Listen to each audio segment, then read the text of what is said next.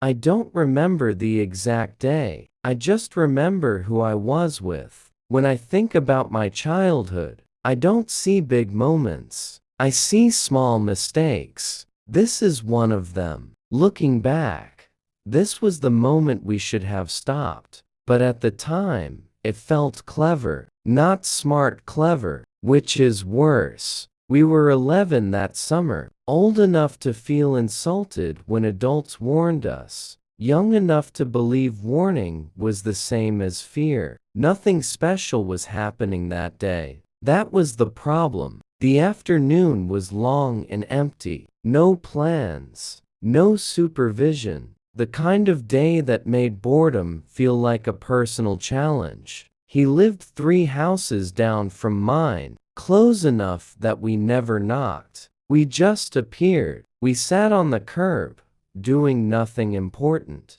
until he noticed the shed behind my house. It was old, wood peeling, door leaning slightly to the left, like it was tired of standing straight. He stared at it longer than necessary. "I think it's broken," he said. He didn't say what was broken. He didn't say how he knew. He said it the way people say things, when they want them to be true. I followed his eyes. To me, it looked fine. Old, but fine. That should have been the end of it. But silence makes ideas louder. "If it's broken," he continued, "someone should fix it." He said someone, and looked directly at me. I didn't want to be the person who said no, not because I cared about the shed, but because saying no felt like choosing the smaller version of myself. So I said nothing, which, for us,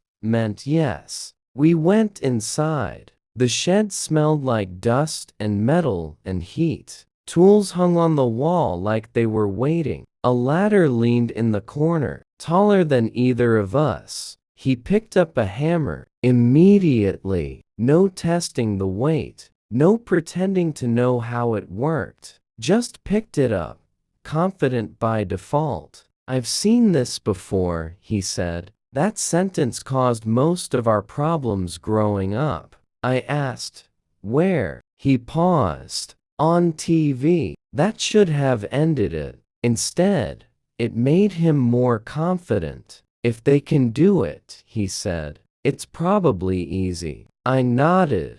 I always nodded. We decided the hinge was the problem, not because we checked, because hinges look guilty. He hit it once. Nothing happened. He hit it again. The door moved a little, which felt like evidence. We looked at each other. This was the look we shared, right before everything went wrong. He dragged the ladder closer. It scraped loudly across the floor. For a moment, I thought about stopping him, about saying we should wait, about asking an adult. The thought lasted less than a second. He climbed the ladder with the confidence of someone who had never fallen hard enough to remember it. I stood below, holding the hammer's shadow. He leaned forward. The ladder leaned too. We both noticed. Neither of us reacted. This was our true talent,